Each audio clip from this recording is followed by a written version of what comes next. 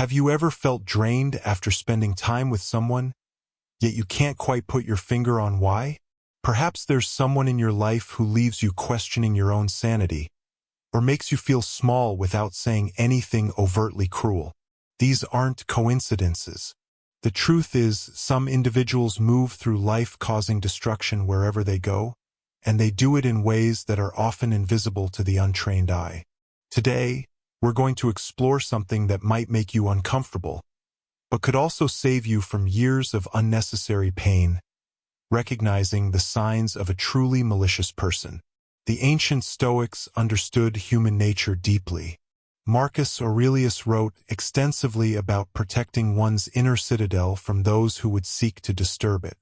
Epictetus taught us to distinguish between what we can control and what we cannot, and Seneca warned us about the company we keep. These philosophers lived in times of political intrigue, betrayal, and genuine danger, yet they developed wisdom that's perhaps even more relevant today. Understanding these signs isn't about becoming paranoid or cynical. It's about developing discernment, that precious ability to see clearly through fog and deception. It's about protecting your peace, your energy, and your very soul from those who would exploit it.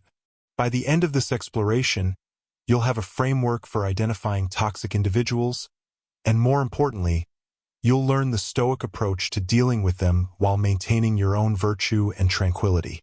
Before we begin, I'd like to ask a simple favor. If you find value in what we discussed today, please consider subscribing to our channel. And stay until the end, because I'll share a powerful Stoic technique for protecting yourself from these individuals that most people never learn. Let's dive into this crucial topic together. Sign 1. They lack genuine remorse. The first sign you're dealing with a dangerous person is perhaps the most chilling. They feel no authentic remorse for the harm they cause. Think about this carefully. When most people make a mistake or hurt someone, there's an internal discomfort, a natural conscience that creates unease until the situation is made right. But there exists a type of person who experiences none of this. They can look you in the eye after betraying you and feel nothing but satisfaction. They can watch you suffer from their actions and experience no moral disturbance whatsoever. The Stoics were acutely aware of this phenomenon. Marcus Aurelius, in his personal writings, reflected on those who act without conscience. He reminded himself that such people exist, and that recognizing them was part of being prepared for what each day might bring. He wrote about the importance of not being shocked when we encounter such individuals, but rather to accept that this is part of the human landscape. Imagine this scenario. You're working on a project with a colleague who takes credit for your work. When confronted, instead of apologizing, they twist the situation to make you appear paranoid or oversensitive. There's no genuine acknowledgement of wrongdoing, no real apology, just deflection and manipulation. Later, you might even see them do the exact same thing to someone else without a second thought. Or consider a friend who borrows money and never repays it. When you mention it, they become defensive or angry, making you feel guilty for even bringing it up. They might say something like, "I thought we were friends. I didn't realize you were keeping score." Notice what happened there? The person who actually wronged you has somehow turned themselves into the victim. This lack of remorse often reveals itself in small ways before the major betrayals occur.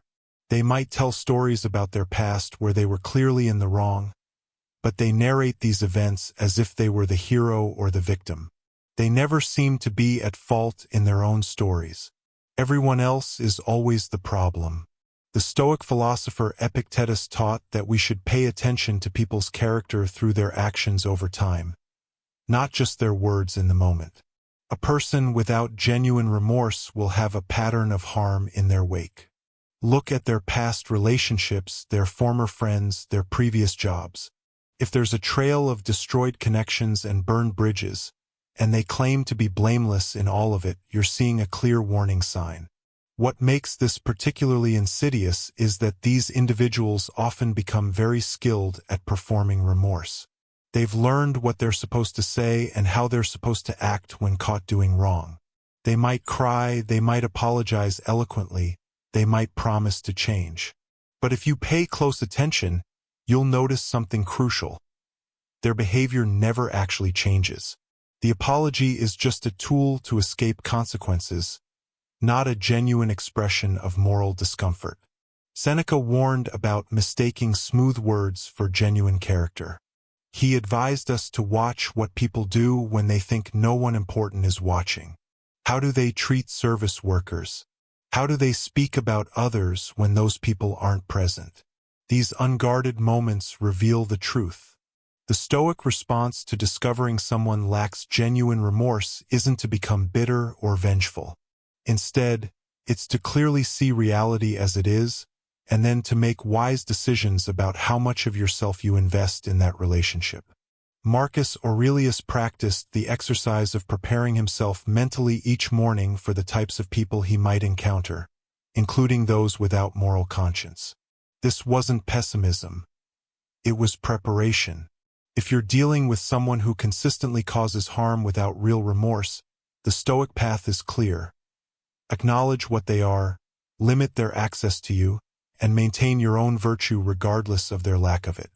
Their moral failings are not your burden to carry, but your peace of mind is your responsibility to protect.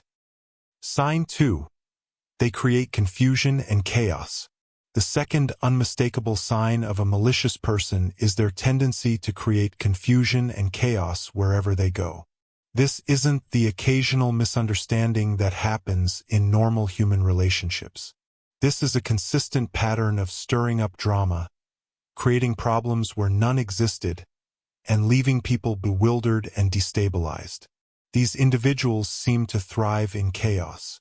When things are calm and peaceful, they become restless and soon manufacture some kind of crisis or conflict.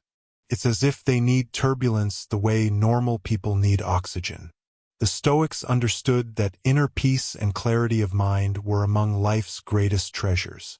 Marcus Aurelius spoke often about maintaining one's inner citadel, that fortress of reason and tranquility that exists within each of us.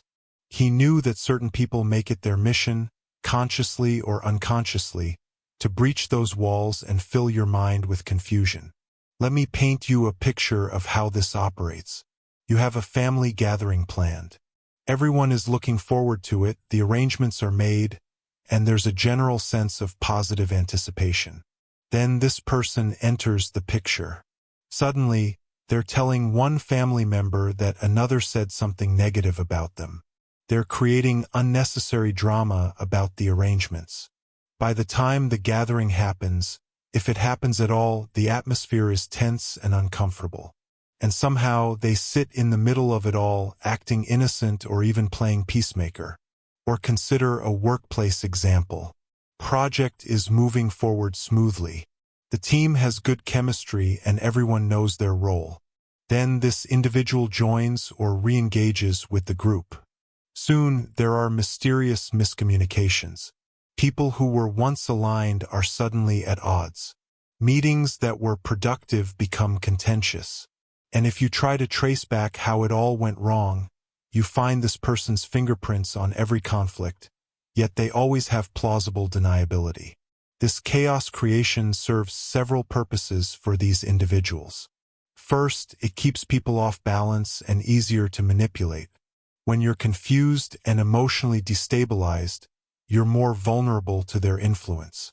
Second, it draws attention to them as they position themselves as essential to resolving the very problems they created. Third, it prevents people from looking too closely at their true nature because everyone's too busy dealing with the fires they've set. Epictetus taught that we must maintain our center regardless of external turbulence. He used the metaphor of a rock standing firm as waves crash against it. But he also acknowledged that we must be wise about which storms we choose to weather and which we can simply walk away from. The confusion these people create often takes a specific form. They're masters at making you doubt your own perception of reality. Psychologists call this gaslighting, but the Stoics understood it long before the term existed. They might deny saying things you clearly heard them say. They might insist events happen differently than you remember, with such conviction that you start questioning your own memory. They might attribute motives to you that you never had, and do it so persuasively that you begin to wonder if maybe they're right. This assault on your sense of reality is perhaps their most dangerous weapon. The Stoics believed that clear perception was the foundation of wisdom and virtue. When someone systematically undermines your ability to trust your own perceptions, they're attacking the very root of your capacity to live well. Seneca wrote about the importance of maintaining clarity of thought and the dangers of allowing others to cloud our judgment. He advised spending time in solitude and reflection to maintain connection with our own rational minds. This practice becomes crucial when dealing with someone who specializes in creating confusion. Another way they generate chaos is through triangulation. Rather than addressing issues directly with relevant people, they bring third parties into every situation. They tell person A something about person B, and person B something different about person A. They create a web of miscommunication and mistrust.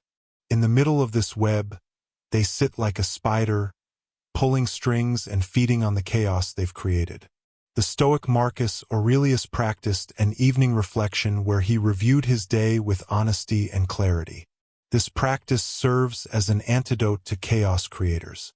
By regularly checking in with yourself about what actually happened versus what someone is claiming happened, you maintain your grip on reality. If you find yourself constantly confused, drained, and unable to maintain your peace around someone, if drama seems to follow them like a shadow, if you feel like you're walking on eggshells trying to prevent conflicts that seem to emerge from nowhere, you're likely dealing with someone who creates chaos as a way of operating in the world. The Stoic response is not to fight fire with fire. It's not to create counter-chaos or to match their energy. Instead, it's to maintain your own clarity, to trust your perceptions, to document reality when necessary, and ultimately to minimize your exposure to their sphere of influence. As Epictetus wisely noted, some battles are won by refusing to fight. Some problems are solved by walking away from them entirely. Sign 2. They create confusion and chaos. The second unmistakable sign of a malicious person is their tendency to create confusion and chaos wherever they go. This isn't the occasional misunderstanding that happens in normal human relationships. This is a consistent pattern of stirring up drama, creating problems where none existed, and leaving people bewildered and destabilized. These individuals seem to thrive in chaos. When things are calm and peaceful, they become restless and soon manufacture some kind of crisis or conflict. It's as if they need turbulence the way normal people need oxygen. The Stoics understood that inner peace and clarity of mind were among life's greatest treasures. Marcus Aurelius spoke often about maintaining one's inner citadel, that fortress of reason and tranquility that exists within each of us. He knew that certain people make it their mission, consciously or unconsciously, to breach those walls and fill your mind with confusion. Let me paint you a picture of how this operates. You have a family gathering planned. Everyone is looking forward to it, the arrangements are made, and there's a general sense of positive anticipation. Then this person enters the picture.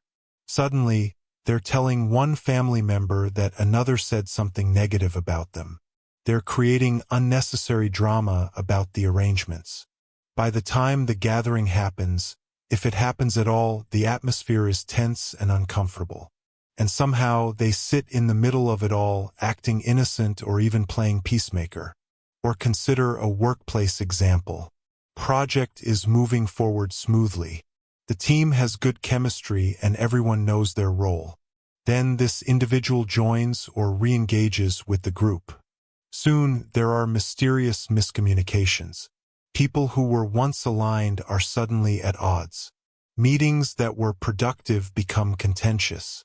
And if you try to trace back how it all went wrong, you find this person's fingerprints on every conflict, yet they always have plausible deniability.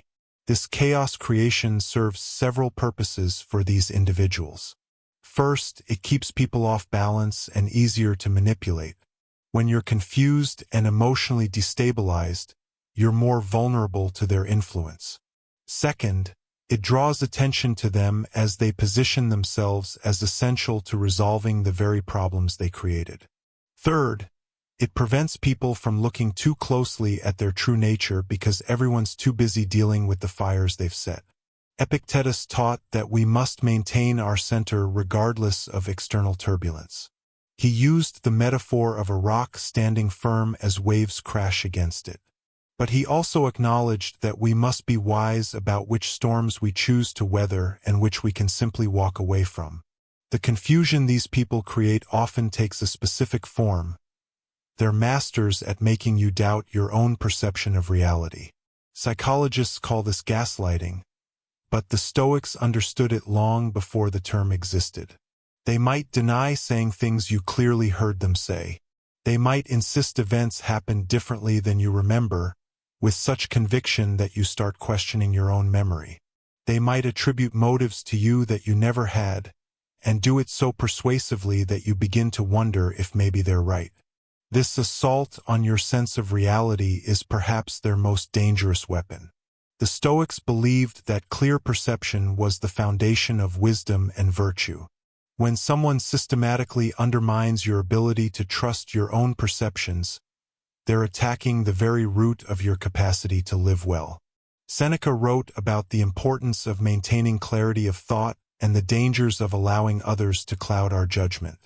He advised spending time in solitude and reflection to maintain connection with our own rational minds. This practice becomes crucial when dealing with someone who specializes in creating confusion. Another way they generate chaos is through triangulation. Rather than addressing issues directly with relevant people, they bring third parties into every situation. They tell person A something about person B, and person B something different about person A. They create a web of miscommunication and mistrust.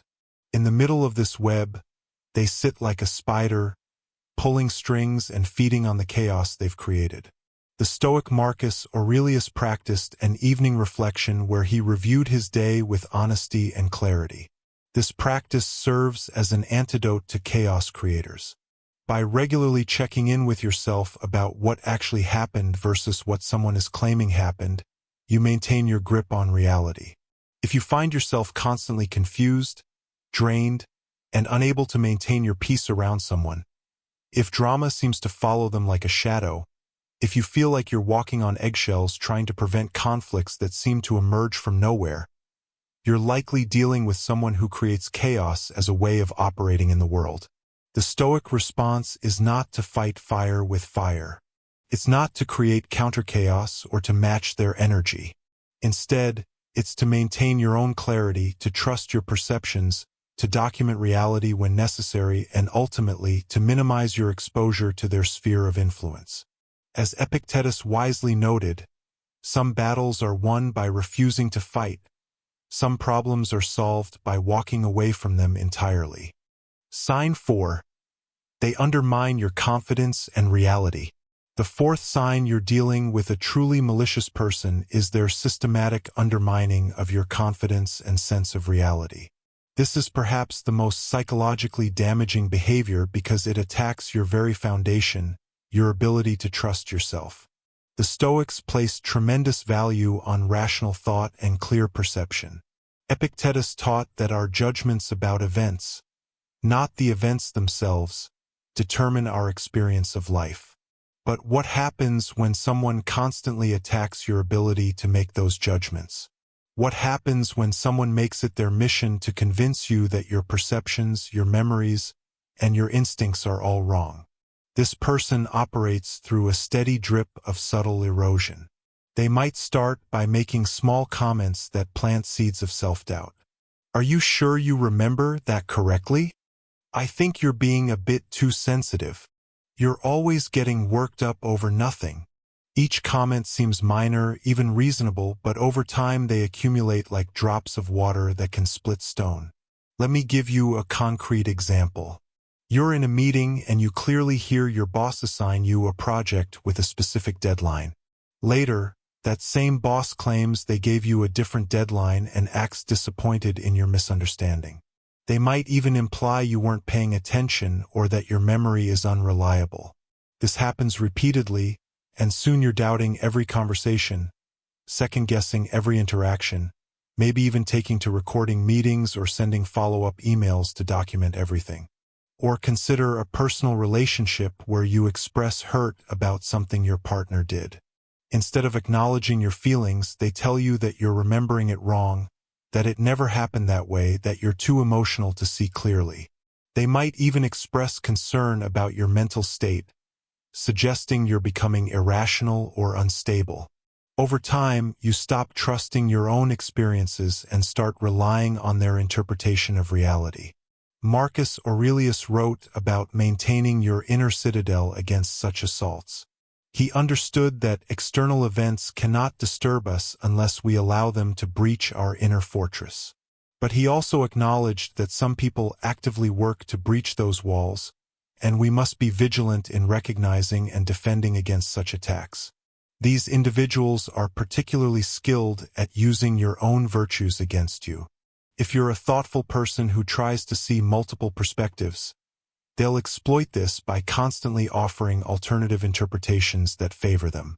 If you're someone who values humility and is willing to admit when you're wrong, they'll exploit this by convincing you that you're always wrong.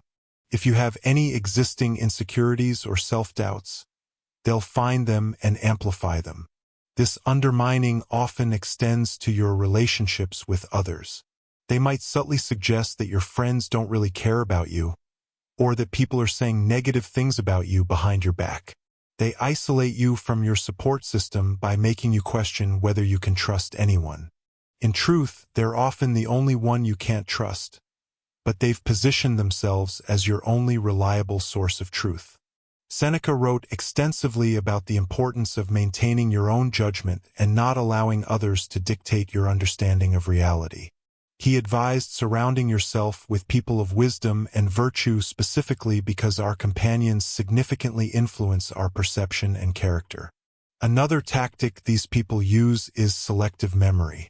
They'll remember every mistake you've ever made with perfect clarity, but conveniently forget their own misdeeds or your accomplishments. They create a distorted narrative where you're always falling short and they're always doing their best to help you improve. This constant negative reinforcement erodes your confidence and makes you more dependent on their approval. Epictetus taught a powerful exercise, regularly examining our judgments and impressions to ensure they're based on reality rather than being colored by the opinions of others. When dealing with someone who undermines your confidence, this practice becomes essential. You must regularly check in with yourself, with trusted friends, with objective reality, to maintain your grip on what's true. The damage this causes can be profound and long-lasting. People who've been subjected to this kind of systematic undermining often struggle for years to rebuild their confidence and trust in their own perceptions. They may continue questioning themselves long after the malicious person is out of their life. What makes this particularly evil is that it's often done while the person claims to care about you. They might frame their undermining as concern, protection, or helping you see clearly. I'm only telling you this because I care. I'm trying to help you see reality. You know, I always have your best interests at heart. But the effect is the same. You end up feeling weak, confused, and dependent on them. The Stoic response to this requires strength and clarity. First, recognize what's happening. If you consistently feel confused, doubtful of yourself, and unstable after interactions with someone, that's a sign. Second, ground yourself in objective reality. Keep records, confide in trusted friends, seek outside perspectives. Third, practice the Stoic discipline of maintaining your own judgment. You have the right and responsibility to trust your own perceptions. Marcus Aurelius would remind us that our mind is our own, and no one can compel us to believe something we know to be false. But he would also counsel wisdom in choosing our battles and our company. Sometimes the strongest response is simply to remove ourselves from the presence of those who seek to undermine our reality. Your peace of mind and clarity of thought are precious. Guard them carefully. Sign 5. They drain your energy and life force. The fifth and final sign of a malicious person is perhaps the most visceral. They systematically drain your energy and life force. After spending time with them, you feel exhausted, depleted, as if your very vitality has been siphoned away. This isn't the normal tiredness that comes from a busy day or even a challenging interaction. This is a profound depletion that affects you physically, emotionally, and spiritually. The Stoics understood that we have limited energy and that we must be deliberate about how we spend it. Marcus Aurelius wrote about the brevity of life and the importance of not wasting our precious time on things that don't matter. He recognized that some people are like black holes, consuming infinite amounts of energy while giving nothing back. Think about how you feel after spending time with different people in your life. Some people leave you feeling energized, inspired, uplifted. Even difficult conversations with these people can feel productive and worthwhile. But then there are others who leave you feeling like you've been through a battle, drained and exhausted, often without being able to pinpoint exactly why. This energy vampire operates in several ways. They might be constantly negative, pulling every conversation into darkness and complaint. No matter what you discuss, they find the pessimistic angle, the reason to worry, the problem with every solution.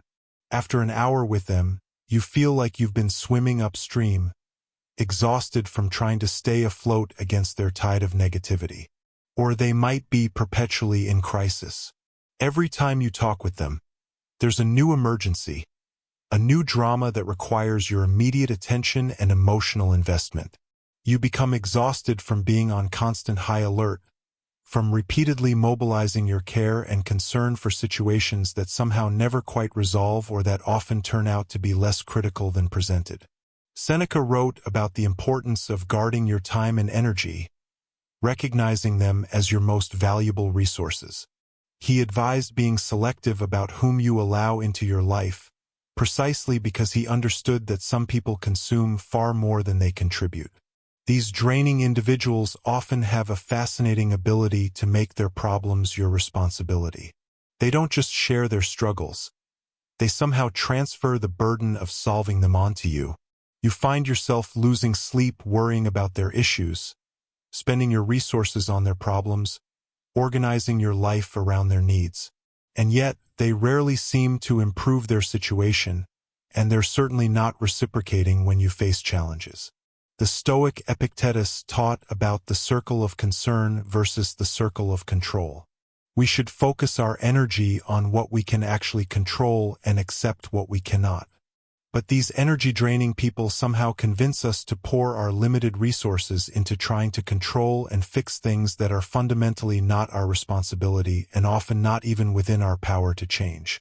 Another way they drain energy is through constant boundary violations.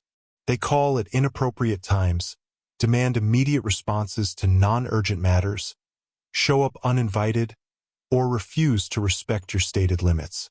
Each violation requires energy to address or absorb, and over time this becomes exhausting. You might find yourself constantly on edge, wondering when the next intrusion will occur. Marcus Aurelius practiced a morning meditation where he prepared himself for the day ahead, including potentially draining interactions. He reminded himself that he would encounter difficult people, but that he had the inner resources to maintain his own peace regardless. This practice of mental preparation helped him preserve his energy and not be caught off guard by energy vampires. These individuals often display a fascinating lack of self-awareness about their impact on others. They might genuinely not realize or not care that they're exhausting everyone around them. If you try to address it, they might become defensive, play the victim, or simply not understand what you're talking about. The pattern continues regardless. Consider the colleague who stops by your desk multiple times a day, each time pulling you away from your work to talk about their problems, their grievances, their anxieties. Each interaction leaves you a bit more depleted, a bit further behind on your own work, a bit more resentful. Yet they seem oblivious to the effect they're having. Or think about the friend who dominates every conversation, making everything about themselves. You might have exciting news to share, but within minutes they've redirected the discussion to their own situation. You leave every interaction feeling unheard and emotionally exhausted, having provided support without receiving any in return. The Stoics would remind us that our energy and attention are finite resources that must be invested wisely. Seneca compared our time and energy to a bank account that only has so much in it. Every interaction is a withdrawal or a deposit. People who consistently create withdrawals without ever making deposits will eventually bankrupt us if we allow it. What makes this particularly insidious is that these people often target those with strong empathetic capacities and generous spirits.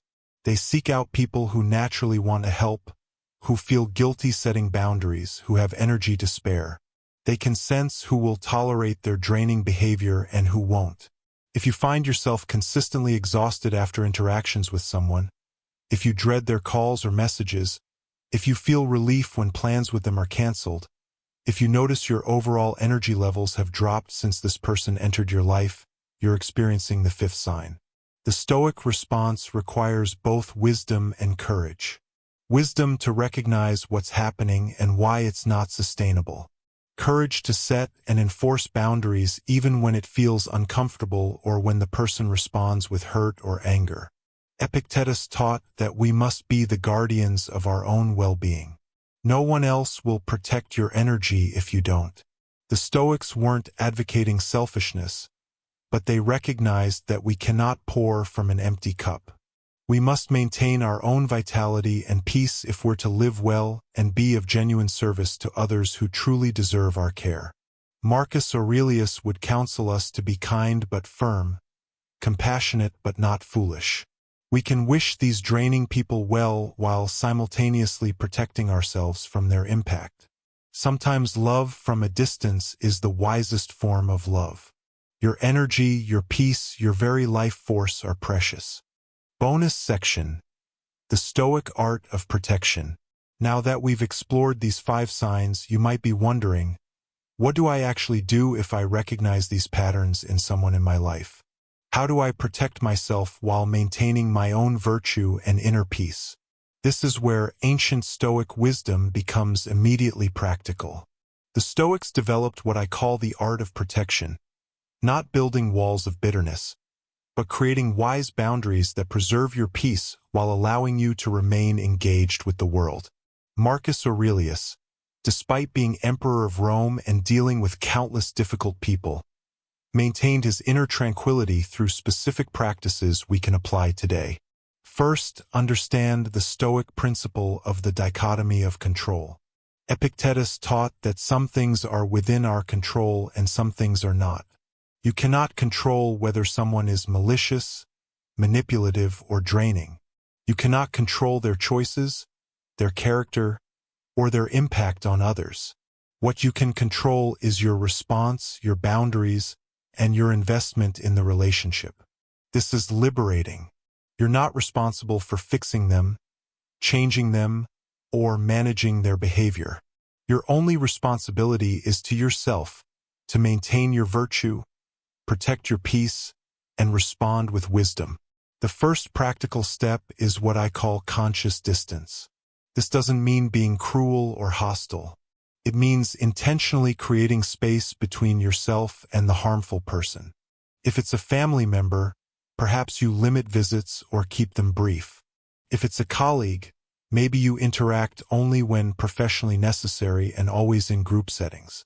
If it's a friend, you might let the relationship naturally fade rather than forcing a confrontation. Marcus Aurelius practiced something similar. He recognized that he had to interact with many difficult people due to his position, but he maintained what he called his inner citadel, a fortress of peace and reason that external chaos could not breach.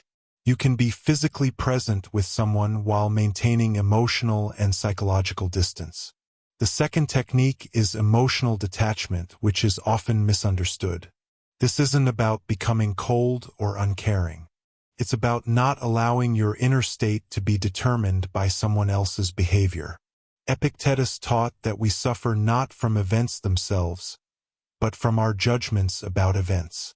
When dealing with a malicious person, practice observing their behavior without letting it disturb your inner calm.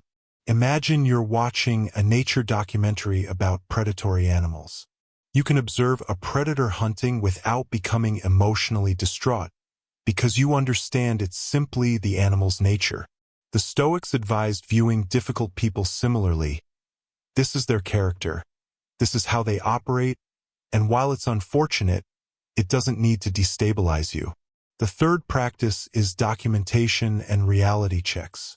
Remember that these individuals often undermine your sense of reality. Counter this by keeping records when necessary. After important conversations, send a summary email.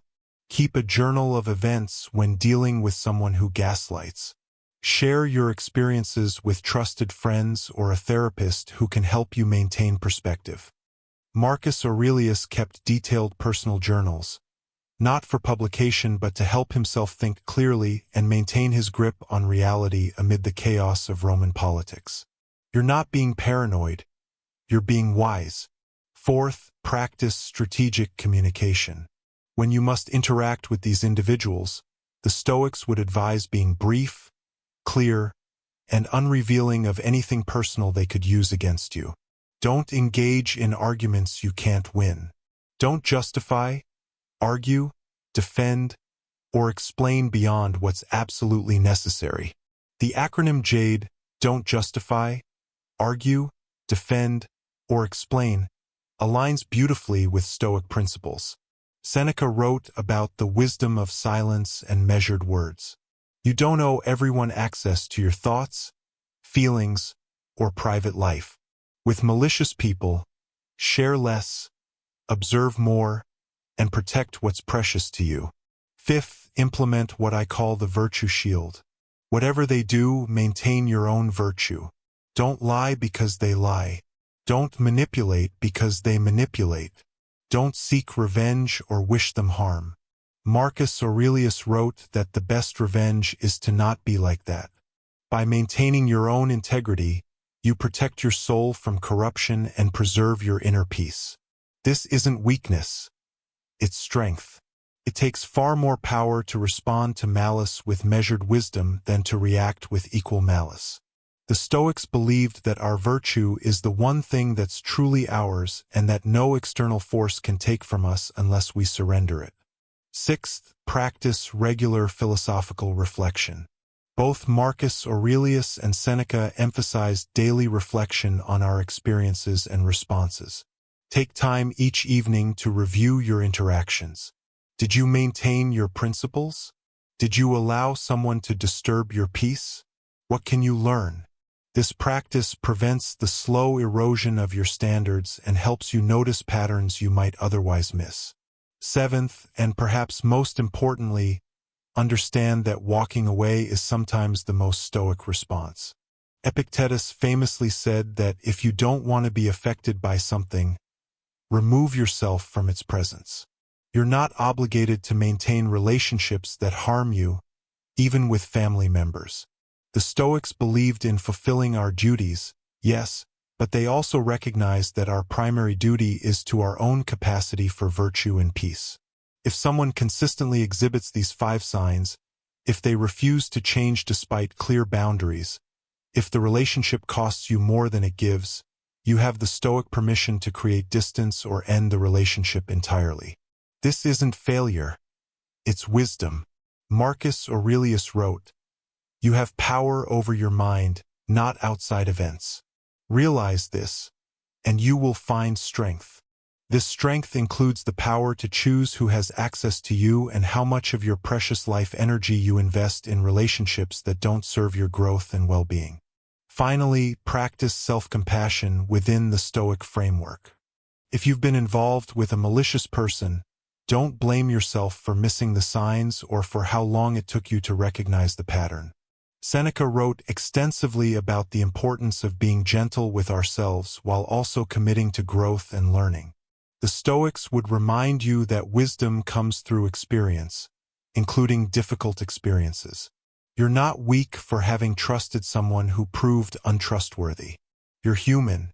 What matters now is what you do with this knowledge. Remember the Stoic principle of amor fati, love of fate. Even difficult experiences, including encounters with harmful people, can serve your growth if you extract the lessons and allow them to make you wiser and more discerning. As we conclude, understand that recognizing these 5 signs isn't about becoming paranoid or cynical. It's about developing the kind of wisdom that allows you to navigate life with clear eyes and an open but protected heart. The Stoics didn't advocate withdrawing from the world. They advocated engaging with it wisely, with courage, with virtue, and with careful discernment about whom to trust and how deeply. You deserve relationships that honor your humanity, that contribute to your growth, that respect your peace. Don't settle for less.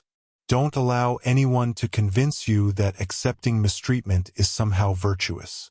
True virtue includes protecting what's precious, and your peace, your energy, and your very self are precious beyond measure. Thank you for taking this journey with me today through these difficult but essential insights. If this exploration has helped you see more clearly, if it's given you permission to protect yourself, or if it's simply made you feel less alone in your experiences, then it has served its purpose. The wisdom of the Stoics has survived for over 2,000 years because it addresses timeless human challenges. These 5 signs exist in every era, in every culture, because human nature includes both the highest virtues and the darkest tendencies. By learning to recognize the darkness, we protect the light within ourselves. If you found value in this content, please subscribe to Stoic Journal. We're building a community of people committed to living with wisdom, courage, and virtue in a complex world. Hit that notification bell so you don't miss future insights that can transform your understanding and your life. I'd love to hear your thoughts in.